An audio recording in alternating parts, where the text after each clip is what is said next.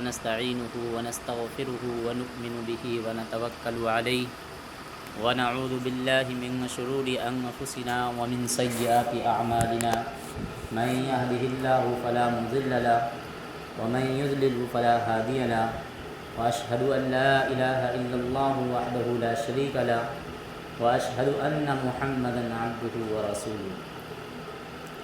قال الله تبارك وتعالى في القرآن المجيد والفرقان الحميد: من جاء بالحسنة فله عشر أمثالها أو كما قال عليه الصلاة والسلام. قال: يقوم من صام رمضان ثم أتبع ستا من شوال كان كصيام الدهر. اللهم صل على محمد وعلى آل محمد كما صليت على إبراهيم وعلى آل إبراهيم إنك حميد مجيد. اللهم بارك على محمد وعلى آل محمد كما باركت على إبراهيم وعلى آل إبراهيم إنك حميد مجيد. میرا محترم بزرگوں، دوستوں اور عزیز ساتھیوں، آج کا یہ جمعہ شوال المکرم کا تیسرا جمعہ ہے۔ شوال المکرم کی 16 تاریخ ہے، بمطابق 26 اپریل سن 2023۔ دیکھیں، یہ شوال کا مہینہ میں نے اس لیے کہا کہ شوال کا مہینہ رمضان کے بعد آتا ہے۔ رمضان کا 9واں مہینہ اور شوال یہ 10واں مہینہ ہے، کیونکہ ابھی رمضان گزرے ہوئے ہمارے سامنے کوئی زیادہ وقفہ نہیں ہوا ہے، کچھ زیادہ عرصہ نہیں گزرا ہے۔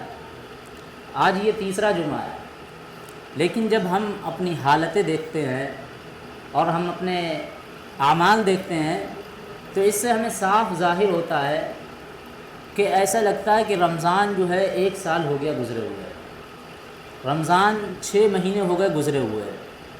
تو آج کے اس سلسلے میں جو ہمیں باتیں آپ لوگوں سے عرض کرنی ہیں وہ یہ ہیں کہ رمضان کے بعد کرنے والے کون سے کام ہیں۔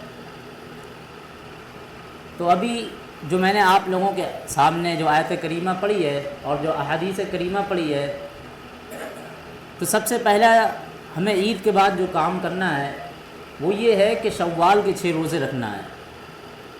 دیکھیں، شوال کے 6 روزے، اس کی احادیث کریمہ کے اندر بہت فضیلت اور اہمیت ہے۔ اور پھر دوسری بات، رمضان المبارک کا بابرکت مہینہ گزرا ہے، تو یہ پڑوس والا مہینہ ہے، یعنی رمضان کے بعد یہ دوسرا مہینہ ہے، تو اس مہینے میں جو روزے ہیں وہ بھی اہمیت ہے، وہ بھی ضرور ہے، وہ بھی اہمیت کا حامل ہے۔ تو پھر دوسری بات یہ ہے کہ پھر روزہ خود ایک بہت بڑی عبادت ہے۔ اللہ حدیث قدسی میں جو ہے نبی اکرم صلی اللہ علیہ وسلم ارشاد فرماتے ہیں، کہتے ہیں الصوم لی وانا اجزا بی، کہ روزہ میرے لیے ہے اور میں ہی اس کا اجر دوں گا۔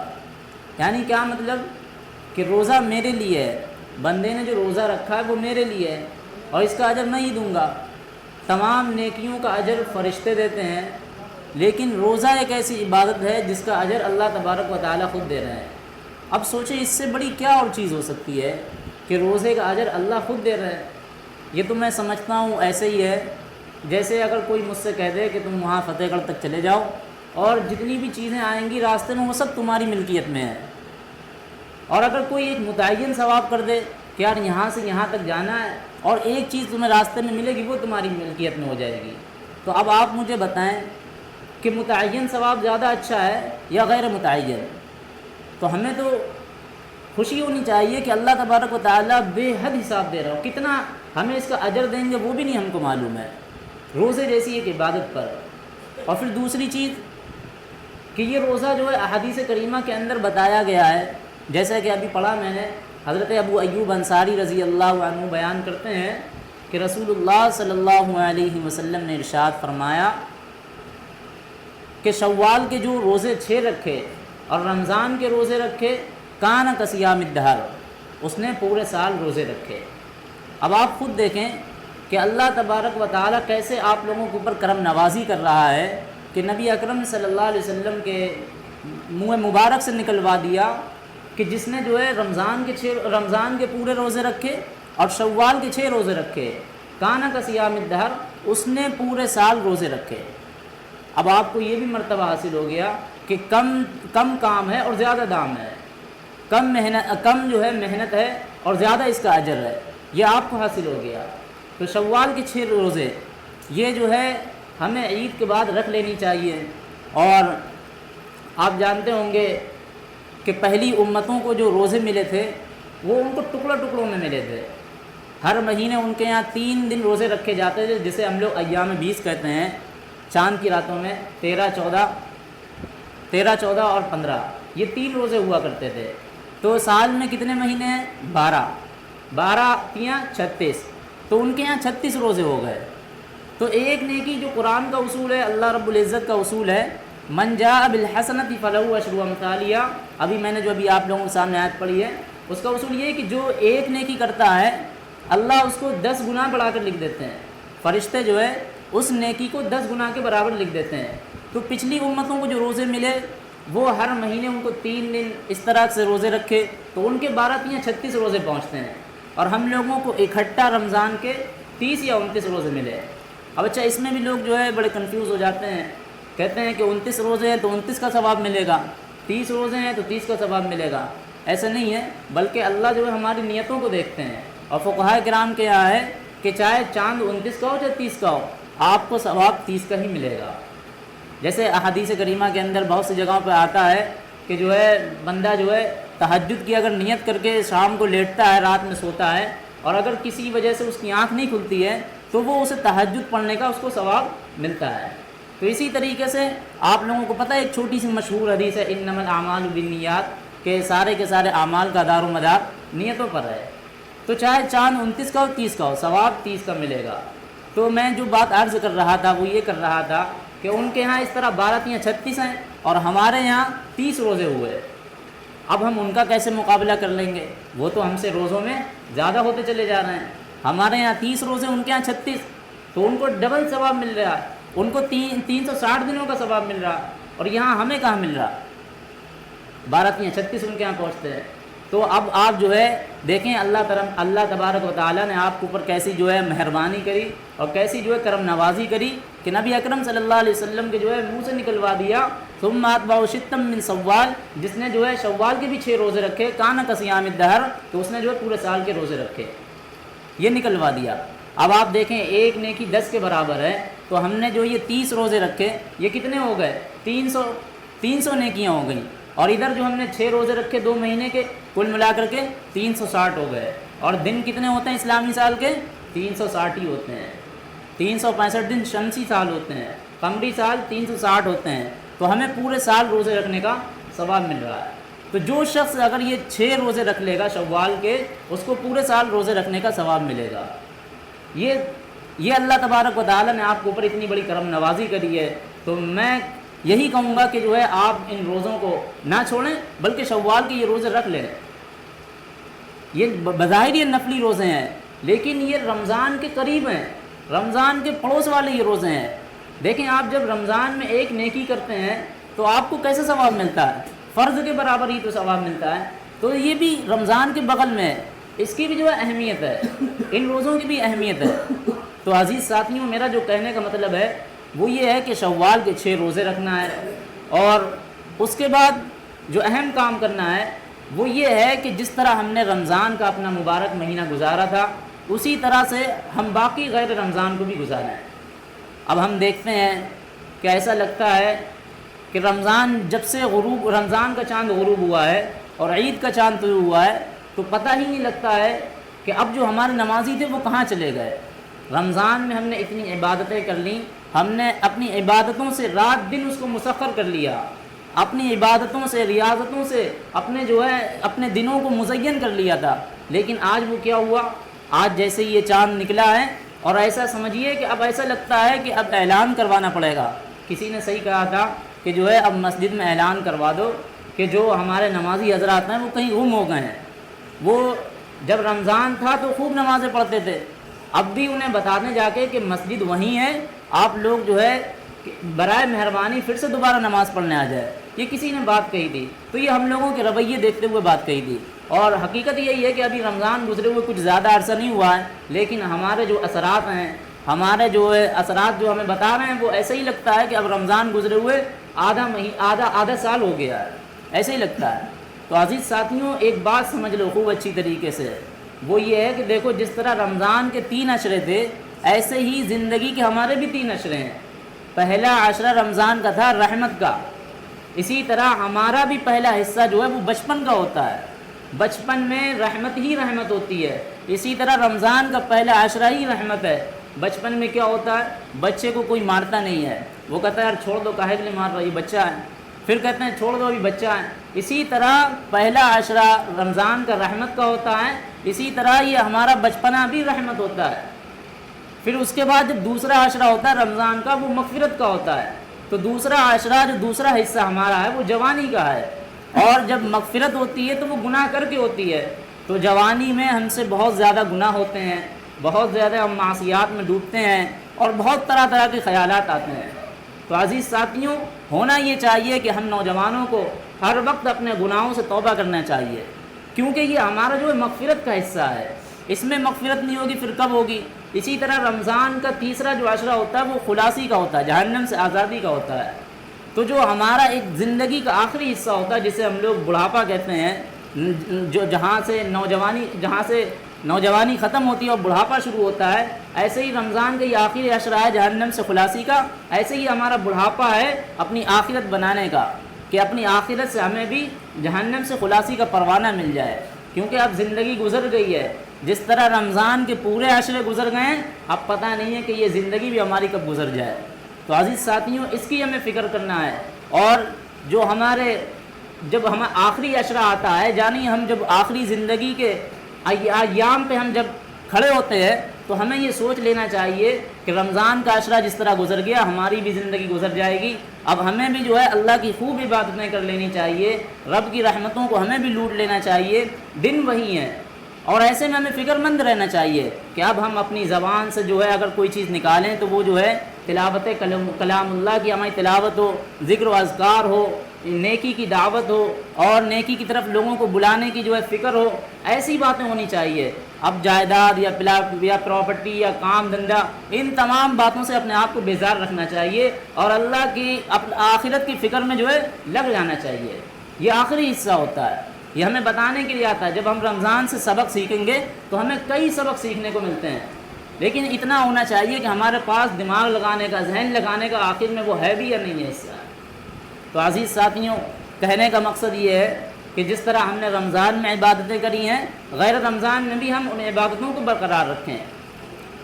اگر ہم نے رمضان میں پورے دن روزہ رکھا ہے، شام کو ہم نے جو ہے افطار کر کے قیام اللیل یعنی تراویح پڑھی ہے، اور پھر جو ہے اس کے علاوہ کلام اللہ کی تلاوت، ذکر و اذکار کی جو ہے اور بھی عبادتیں کرنا، ان تمام کے باوجود بھی ہم نے جو ہے اپنا جو ہے کام بھی کرا ہے، اور بیوی بچوں کے لیے بھی ہم نے جو ہے فکر مند رہے ہیں، اس کے بعد ہم نے اتنی عبادتیں کری ہیں۔ تو اب جب رمضان گزر گیا، غیر رمضان آ گیا ہے، تو اب ایسی حالت میں تو ہمیں اور زیادہ ہو جانا چاہیے۔ تو کم سے کم اب اتنا تو کرو کہ ہم اگر تہجد کی بھی نماز نہیں پڑھ رہے ہیں، تراویح بھی نہیں پڑھ رہے ہیں، روزہ بھی نہیں رکھ رہے ہیں، کم سے کم 5 ٹائم کی تو نماز پڑھ لیں، 5 ٹائم کی تو نماز پڑھ لیں۔ جو حضرات اگر پڑھیں گے، دیکھو شیطان ہوتا ہے وہ بہکاتا ہی ہے، اس کا کام ہی یہی ہے۔ رمضان میں جہاں تک شیطان قید تھا تو ہم بھی جو ہے اللہ کی عبادتوں میں لگے ہوئے تھے۔ جہاں رمضان میں وہ شیطان آزاد ہوا، اس کے بعد سے وہ شیطان نے ہمارے دلوں کو قید کر لیا ہے۔ اس وقت وہ شیطان قید تھا، آج ہم شیطان کی گرفت میں ہیں۔ تو عزیز ساتھیوں، حقیقت میں یہی دن ہے کہ ہم شیطان سے جو ہے مقابلہ کریں۔ شیطان تو بہکانے کے لیے ہے، اس کا کام ہی یہی ہے۔ اس نے اللہ تعالیٰ سے مہلت ہی اسی چیز کی مانگی تھی، لَأُغْوِيَنَّهُمْ أَجْمَعِينَ۔ اسی طرح قرآن کی آیتیں ہیں، اس نے کہا تھا کہ ہمیں جو ہے مہلت دے دے، تو اللہ تبارک و تعالیٰ نے مہلت دے دی تھی۔ تو اس نے کہا تھا إِلَّا عِبَادَكَ مِنْهُمُ الْمُخْلَصِينَ، کہ ہم سوائے چند بندوں کو ہر کسی کو بہکائیں گے، سیدھی راہ سے ہٹائیں گے، تیری وحدانیت سے ہٹائیں گے۔ تو اسی طرح آج جو ہے شیطان ہمارے اوپر حاوی ہے، اور ہم شیطان کا مقابلہ کریں۔ دیکھو، میں نے ایک کتاب پڑھی تھی کسی زمانے میں، اس میں ایک بزرگ تھے، وہ ہر وقت تہجد گزار تھے، عبادت گزار تھے، لیکن جو ہی ایک دن جو ہے شیطان ان کے پاس آ گیا اور ان کی فجر کی نماز قضا کروا دی۔ جب ان کی فجر کی نماز قضا ہو گئی تو انہیں بہت افسوس ہوا، اور بہت افسوس ہونے کے بعد میں گئے اور قضا پڑھی۔ قضا پڑھنے کے بعد بہت روئے دھوئے، اتنا روئے کہ اللہ تعالیٰ نے ان کو ڈبل نمازوں کا ثواب دے دیا. ایک تو جو ان کی نماز گئی اس کا بھی ثواب دے دیا, اور دوسرا اس کا معافی تلافی کرنے کا بھی ثواب دے دیا. اب شیطان کو یہ بات ہضم نہیں ہوئی. دوسرے دن شیطان خود بخود ان کو جو ہے تہجد میں اٹھا کر کھڑا کر دیتا ہے, کہتا جاؤ نماز پڑھو جا کے. تو اس سے پوچھا جاتا ہے کہ وجہ ایسی کیا ہے, تو کہتا میں نے ایک دن تمہیں جو ہے لٹانے کا دیکھا ہم نے معاملہ کہ تم ایک نماز کے برابر تمہیں 2 نمازوں کا ثواب مل رہا, کہیں ایسا نہ ہو کہ تم کو ہر روز اسی طرح ثواب ملتا رہ جائے. تو جب ہم اگر نیکی کی طرف بڑھیں گے, ہم اگر نیکی کی طرف آگے آئیں گے, تو شیطان بھی ہمارا مقابلہ نہیں کر پائے گا, وہ بھی کہاں تک ہمارا پیچھا کرے گا. تو عزیز ساتھیوں, شیطان کو تو ہمیں جو ہے ہرانا ہے. یہ دن ہی ایسے ہیں. ہم نے بتایا بھی تھا کہ یہ جو ہمارے دن ہے, یہ جو ہمارا دن ہے یہ فائنل کے ہیں. رمضان ہماری تربیت کا مہینہ تھا, یہ ہمارا فائنل ہے. ہم اس میں اچھا پرفارمنس کریں, شیطان کو ہم آج ہرائیں, یہ ایسا موقع ہے. اور نمازیوں کی بھی 3-4 قسمیں ہوتی ہیں. ایک ہوتا ہے 360 والا نمازی, ایک ہوتا ہے 68 والا نمازی, ایک ہوتا ہے 68 والا نمازی, اور ایک ہوتا ہے 8 والا نمازی. تو عزیز ساتھیوں, ہمیں جو ان میں سے کوئی نمازی اگر بننا ہے تو وہ 68 والا نمازی ہے. علماء اس کی تشریح کرتے ہیں, کہتے ہیں 360 والا وہ نمازی ہے جو رمضان میں نماز پڑھتا یا عید اور بقرعید کی نماز پڑھ لیتا, اور 68 والا جو نمازی ہے وہ ہوتا ہے کہ ہر وقت 5 دن 5 ٹائم ہر دن جو ہے کھڑے ہو کر کے ٹھاٹ سے نماز پڑھتا ہے. اسی طرح ایک کھاٹ والا نمازی ہوتا ہے جو پورے سال نہیں نماز پڑھتا ہے, جو نہ جمعے کی نماز پڑھتا ہے. کب پڑھتا ہے؟ جب جنازے کی نماز آتی ہے, چارپائی پہ ہے تب جا کر پڑھ لی. اسی طریقے سے ایک جو ہوتا ہے وہ 8 والا نمازی ہوتا ہے, اس نے جو ہے پورے سال بھی رمضان میں بھی عبادت کری, لیکن وہ ہے جمعے میں آ کر کے 8 دن اپنے پورے کر لیتا ہے. تو عزیز ساتھیوں, ہمیں ان میں سے اگر کوئی نمازی بننا ہے تو وہ ہمیں بننا ٹھاٹ والا نمازی, کہ ہم جو ہے ٹھاٹ سے آئیں, اللہ کی عبادتیں کریں, اور ہر دن جو ہے ہم جو ہے 5 وقت کی نمازیں پڑھیں. یہ عزیز ساتھیوں اپنے اندر ایک تبدیلی پیدا کر لو, کیونکہ ہمارے پاس کچھ بھی نہیں ہے. ہمارے پاس یہی ایک چھوٹی سی زندگی ہے جس میں ہم اپنی آخرت بنا سکتے ہیں, اس کے علاوہ کچھ بھی نہیں ہے. تو فکر کر لو, ہمارے پاس یہی ایک موقع ہے جہاں ہم اپنی آخرت کا کچھ توشہ جو ہے آگے بھیج سکتے ہیں. ورنہ جہاں ہمیں جو ہے موت کا ہمیں اگر یقین ہو گیا, اور اگر موت کا فرشتہ ہمارے اوپر آ گیا اور ہمیں اگر پتہ لگ گیا یہ موت ہے, تو اس وقت ہمیں مہلت بھی نہیں ملے گی ایک سجدہ کرنے کی, اس وقت ہمیں مہلت بھی نہیں ملے گی تھوڑی سی عبادت کرنے کے لیے. اس وقت میں اگر ہم کتنا ہی کہیں کہ تھوڑا سا جو ہے ایک تسبیح ہلانے کی مہلت مل جائے تو نہیں ملنے والی ہے. جیسا کہ قرآن کریم کا ارشاد ہے, حتیٰ اذا جاء احدهم الموت قال رب ارجعون لعلی اعمل صالحا فیما ترکت کلا, کہ جب ہم ان میں سے کسی کو موت دیتے ہیں تو وہ کہتا ہے یا رب مجھے واپس لوٹا دے, آج میں نیک اچھے عمل کر لوں, آج میں نیک لوگوں میں شامل ہو جاؤں. تو اللہ کیا کہتے ہیں اس سے, کلا, ہرگز نہیں, آج یہ دن نہیں ملے گا. تو عزیز ساتھیوں, جب موت کا وقت ہمیں اگر دکھ جائے گا, اس وقت اگر آپ اتنی موٹی بھی رقم لے کر کے فرشتوں کے پاس اگر جائیں گے اور ان سے کہیں گے ہم تمہیں رشوت دیتے ہیں, ہمیں آج چھوڑ دو, جس طرح ہم دنیا میں لیتے تھے, دنیا میں تو ہمیں چھوٹ مل جاتی ہے, لیکن آخرت کے وہ فرشتے, وہ گہرے گونگے, انہیں کچھ نہیں سنائی دیتا ہے, نہ ہی انہیں کچھ دکھائی دیتا ہے, اور نہ ہی ان کے وہ اتنے دل ہوتے ہیں. تو عزیز ساتھیوں, اس وقت ہم چاہے پوری دنیا کی اپنی طاقت لگا دیں, کچھ بھی لگا دیں, قرآن کہتا ہے وہ چیز نہیں مل سکتی ہے. تو ایسے میں یہ زندگی کا ہمارے پاس تھوڑا سا متاع ہے, یہ تھوڑا سا ہمارے پاس سامان ہے, اس سامان کو ہم اپنی آخرت کے لیے بنا لیں. جیسا کہ میں جو ہے کبھی سنایا کرتا تھا, ایک واقعہ سنایا کرتا تھا کہ ایک بادشاہ تھا, اس نے جو ہے ایک بار اعلان کرا کہ جو سب سے زیادہ بے وقوف آدمی ہوگا اس کا پتہ لگاؤ. وزیر سے کہا کہ جو سب سے زیادہ بے وقوف آدمی ہو اس کا پتہ لگاؤ. تو جب بے وقوف آدمی کا پتہ لگ گیا, پورے میں ڈھونڈا گیا اسے, اس کے بعد بادشاہ نے جا کر کے اس کو ایک ہار پہنا دیا, ایک گولڈ میڈل پہنا دیا. پہنانے کے بعد پتہ لگا یہ سب سے بڑا بے وقوف آدمی ہے. تو ایک دن اسی بے وقوف آدمی کو پتہ لگا کہ ہمارے بادشاہ جو ہے بیمار ہیں اور وہ چلنے سے بھی معذور ہے, اور وہ اب جو ہے دوسری جگہ کا انتظام کر چکے ہیں, یعنی اس دار فانی سے دار بقا کو کوچ کرنے والے ہیں. تو اسے جب پتہ لگا تو وہ ان کی عیادت کے لیے گیا. عیادت کے لیے جب تشریف لے گیا, تشریف لے جانے کے بعد بادشاہ سے پوچھتا ہے کہ بادشاہ سلامت, آپ کہتے ہیں کہ ہمارا کہیں جانے کا وقت ہو گیا, یعنی ہم جو ہے دوسری جگہ جانے کے لیے ہمارا ٹائم ہو گیا, تو ایسے میں آپ مجھے بتائیں کہ آپ نے اس جگہ جانے کے لیے کیا تیاری کری ہے. بادشاہ, آپ نے تو یہاں پر محل بنا رکھے ہیں, آپ نے تو یہاں پر لگژری بیڈ روم اور جو ہے ہر طرح کی جو آپ کے پاس سہولتیں ہیں, آپ نے وہاں کے لیے کیا بھیجا ہے. تو وہ جو ہے بادشاہ سلامت ان کے پاس کوئی جواب نہیں ہوتا، وہ کہتے ہیں وہاں تو کچھ بھی نہیں بھیجا ہے۔ وہ پوچھتا ہے پھر دوسری بات کہ بادشاہ سلامت آپ کے پاس تو اتنے جو ہیں یہاں پر خادم ہیں، نوکر ہیں، پیر دبانے والے ہیں، گھر کا کام کرنے والے ہیں، بادشاہ سلامت آپ جہاں جا رہے ہیں، کیونکہ ایک اصول ہے نا کہ جہاں آدمی جاتا ہے اس کی شفٹنگ کرتا ہے تو وہاں کے لیے کچھ تو اپنا انتظام آگے سے پہلے بھیجتا ہے، تو بادشاہ سلامت آپ نے وہاں کیا بھیجا ہے؟ تو وہ کہتا ہے میں نے تو کچھ بھی نہیں بھیجا، وہاں پر ایک کھوٹی کوڑی بھی نہیں بھیجی ہے۔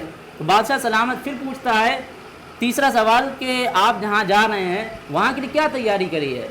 وہ پھر ان کے پاس کوئی جواب نہیں ہوتا، وہ کہتا ہے وہاں کی کچھ بھی تیاری نہیں ہے۔ تو وہ جو میڈل اس کو ملا ہوتا ہے وہ فوراً اپنا اتار کر کے بادشاہ سلامت کے گلے میں ڈال دیتا ہے۔ وہ پوچھنے لگتے ہیں کہ تم نے کیوں ڈالا؟ کہنے لگے تم نے پتہ لگایا تھا کہ ہم بڑے بے وقوف ہیں، لیکن آج مجھے پتہ لگا کہ تم جہاں کہیں جا رہے ہو اس کی کوئی تیاری نہیں کری ہے، حقیقت میں تم سب سے زیادہ بڑے بے وقوف ہو اور اس ہار کے جو مستحق ہو وہ تم ہی ہو۔ تو عزیز ساتھیوں وہ یہی ہے، اور احادیث کریمہ کے اندر بھی اسی چیز کو بتلایا گیا کہ عقل مند آدمی وہ ہوتا ہے جو مرنے سے پہلے موت کی تیاری کر لیتا ہے۔ تو عزیز ساتھیوں یہ رمضان المبارک کا مہینہ گزرا ہے، شوال کے 6 روزے ہیں، اور اس کے بعد جو ہمیں اسی طرح اپنی زندگی برقرار رکھنی ہے۔ جس طرح ہم نے رمضان میں اپنی عبادتوں کو مسخر کرا ہے، اسی طرح سے ہم غیر رمضان کو بھی اپنی عبادتوں سے بھر لیں۔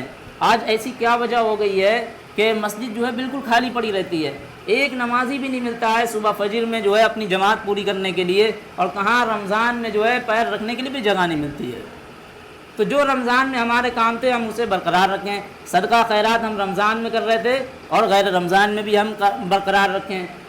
تو اسی کے ساتھ ساتھ میں جو دوسری بات کرنے والا ہوں وہ یہ ہے کہ دیکھیں ہمارے مکتب شروع ہو گئے ہیں، ہمارے جو دینی مکتب ہیں وہ شروع ہو گئے ہیں، ایسے میں ہم اپنے بچوں کو دینی مکتب تک لے کے آئیں اور ساتھ ساتھ میں جو ہے ان کا صحیح انتظام کر پائیں، ان کی ڈریس سے لے کر کے ان کے کپڑے تک کے لے کر کے ہر ایک کام کی طرف جو ان کی توجہ دی جائے۔ یہ عزیز ساتھیوں آپ لوگوں کے اوپر ذمہ داری ہے، ہم لوگوں کے اوپر کہ ہم آنے والے نوجوانوں کے ایمان کے بارے میں سوچیں، کیسے ان کا ایمان بچا رہے، کیسے ان کا صحیح سلامت ایمان رہے، اس کے بارے میں ہمیں فکر مند ہونا ہے۔ تو ایسے میں ہمارا جو ہے بچوں سے بھی ساتھ لیں اور ہمارا مالی تعاون بھی کریے، کیونکہ ہم اکیلے جو ہے اس چیز کو نہیں چلا سکتے ہیں۔ ایک آدمی اکیلا کیسے اتنا بڑا کام کر سکتا ہے؟ تو جب تک کہ آپ ہمارا ساتھ نہیں دیں گے، ہماری ملاقاتیں نہیں کروائیں گے یا اور بھی کام ہے تو دیگر جو ہمارے اس سے وہ فائدہ نہیں پہنچ سکتا ہے۔ اور جو دوسری بات پچھلے ہفتے کہی تھی وہ یہ بھی کہی تھی کہ عشاء بعد جو ہے ہمارے یہاں پر بالغان کورس بھی چلے گا، اس کے لیے بھی جو ہے ہم نوجوان ہیں یا بزرگ ہیں وہ آئیں، اور تھوڑی دیر، زیادہ وقت نہیں لیا جائے گا، 15-20 منٹ، اس سے زیادہ نہیں لیا جائے گا۔ آپ یہاں پر آئیں اور کچھ نہ کچھ آپ کو سیکھنے کا موقع ملے گا۔ یہ عزیز ساتھیوں آپ کا کام ہے۔ میں نے وہ آیت بھی پڑھی تھی کہ اس دن جو ہے کہا تھا اللہ رب العزت نے قرآن میں کہ پہلے اپنے آپ بچو پھر خود اپنے گھر والوں کو بچاؤ۔ تو پہلے اپنے آپ بچو، کہیں ایسا نہ ہو کہ ہم نہ بچ رہے ہوں اور ہم اپنے گھر والوں کو بچا رہے ہیں۔ تو الٹا سیدھا کام نہیں ہونا چاہیے، ترتیب جیسے ہے ویسے ہی ہمیں ہونا چاہیے۔ تو عزیز ساتھیوں ہمیں یہی کرنا ہے کہ جتنے بھی ہمارے نوجوان ہیں یہاں پر وہ آ کر کے عشاء بعد یہاں پر تھوڑی دیر بیٹھیں اور کچھ نہ کچھ ان کو سیکھنے کا موقع ملے گا اور اپنے علماء کرام سے جڑنے کا ان کو موقع ملے گا۔ اللہ تبارک و تعالی ہم لوگوں کو کہنے سننے سے زیادہ عمل کرنے کی توفیق عطا فرمائے۔